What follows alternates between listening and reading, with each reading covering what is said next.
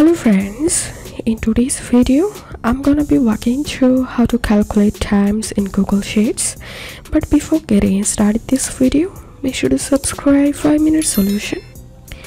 So first of all, let's see how to formatting time. So I'm going to selecting this time in and time out, and I'm clicking on format number, and I'm clicking on time. And now I'm going to show you how to calculate hours worked.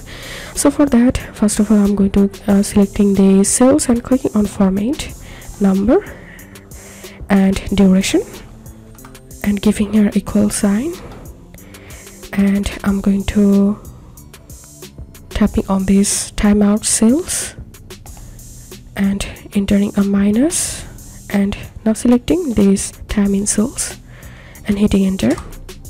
And here we can see the result. Total hours worked 6 hours. So that's how we can calculate times in Google Sheets. If this video helped you, give a thumbs up and please consider subscribe to 5-minute solution. Thank you for watching.